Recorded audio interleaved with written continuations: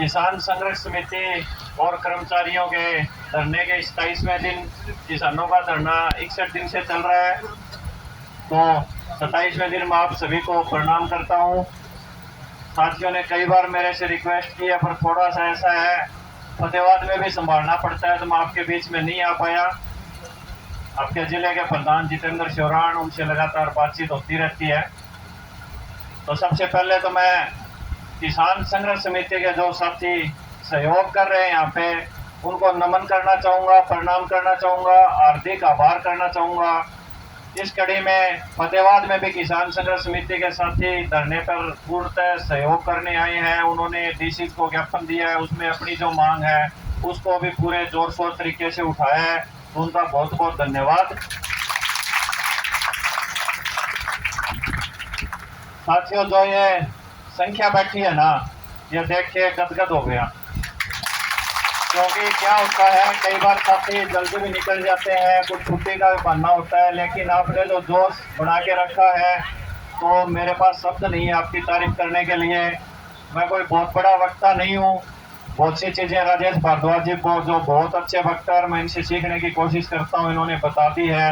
लेकिन जो संघर्ष आप सभी के सहयोग से अभी 27वें दिन में पहुंच गया है, बहुत जल्द इसका निर्णय आने वाला है, और उम्मीद है हम जिस लड़ाई को लेके चले थे वो बिल्कुल 200% जीतेंगे। शायद 1-2 दिन में राज्य कार्यकारिणी की चौथी मीटिंग होएगी, उसमें 200% निर्णय आने की उम्मीद है। क्योंकि आप लोग देख रहे हो, जब अपना ओपोजिशन कोई भी हो, अब मौके पे अपनी ओपोजिशन सरकार है, तो जब झूठ और झूठे जो आंकड़े हैं उनका सहारा लेने शुरू कर दे, तो ये आपको भी पता है कि अपनी जीत तो हो चुकी है, बस उसका ऐलान होना बाकी है। और वही कहानी हरियाणा सरकार कर रही है। उनको ये नहीं पता है अभी ये आंकड़े किसको बता रहे हैं। जो आंकड़े हम अपने हाथ से तैयार करते हैं, तैयार करके जनता तक पहुंचाते हैं, कहीं और लागू होते हैं, वो सारे अपने हाथ से तैयार होते हैं और हमें आंकड़ों में उलझाने की कोशिश कर रही है। तो ये हरियाणा सरकार का वहम है, इस वहम में ना जिए। जो हमारी जायज मांग और हक है उसको तुरंत लागू करें, ताकि हम भी जो जनता के काम पेंडिंग पड़े हैं, जनता भी अपना पूर्णतः सहयोग कर रही है, तो उनके काम पूरे करें। आप कह रहे हो कि हम लोग जनता के काम में टांग अड़ा रहे हैं, टांग तो आप अड़ा रहे हो, हम तो काम करने के लिए तैयार बैठे हैं। आज हमारा नोटिफिकेशन इशू कर दो, हम सुबह ऑफिस में मिलेंगे और काम भी करेंगे। तो इस मंच के माध्यम से मैं सरकार को चेताना चाहता हूं कि झूठे आंकड़ों का सहारा ना लें। जो वाजिब मांग है, आपने आज तक हमें यह नहीं बताया कि 35,400 क्यों नहीं बढ़ता।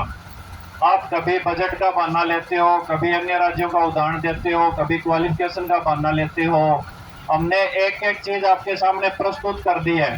अब बिल्कुल मुद्दे की बात पे आइए, मुद्दे पे बात करो और हमारी जो वाजिब मांग है, वाजिब हक है, उसको लागू करो, ताकि हम भी ऑफिस में जाके काम करें और जनता की जो परेशानी है वो दूर करें। साथियों, एक चीज और मैं आपसे अनुरोध करना चाहूँगा कि अपने डिपार्टमेंटों में बहुत सी पब्लिक डीलिंग की सीटें हैं और हम पर वर्कलोड भी बहुत ज़्यादा है, इसमें कोई डाउट नहीं है, जनता भी समझती है। अब तो पता भी चल गया होगा सभी को दिन पे कितना वर्कलोड है, क्योंकि पहले कहते थे अभी जो सरकारी कर्मचारी है वो काम नहीं करते, तो भाई हम काम नहीं करते, तो अभी ये 3-4 हज़ार करोड़ का जो घाटा सरकार बता रही है किसकी वजह से हुआ है।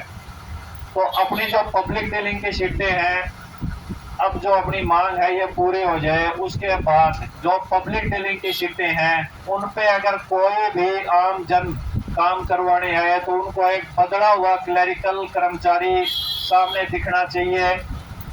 कोई भी प्रेशर हो, कितना भी प्रेशर हो, कोशिश करना कि हर कर्मचारी, हर जो आदमी आता है, आमजन आता है, उसकी परेशानी को ध्यान में रखते हुए, पूर्णतः वरीयता देते हुए, कोई काम जो होता है, अपना काम होता है फाइल अफसर तक पहुंचाना, आके साइन करना है अफसर ने, अगले को इतना सेटिस्फाई करके भेजना है कि उसको ये लगे भी हाँ रियल में लगे, नहीं जो हकीकत है उसे बयां करनी है और उसको बिल्कुल सेटिस्फाई करके भेजना है, ताकि आमजन में भी जो है गलत धारणा सरकार ने फैलाई हुई है कि सरकारी कर्मचारी काम नहीं करते, वो चीज़ दूर हो सके और जब कभी हमें दोबारा किसी दूसरी लड़ाई के लिए मैदान में उतरना पड़े तो बिना अपील के आम जन भी हमारे साथ कंधे से कंधा मिला के खड़ा रहे।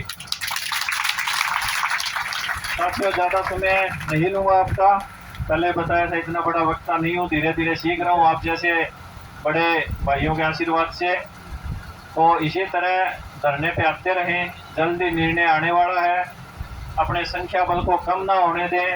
वैसे हिसार की संख्या भी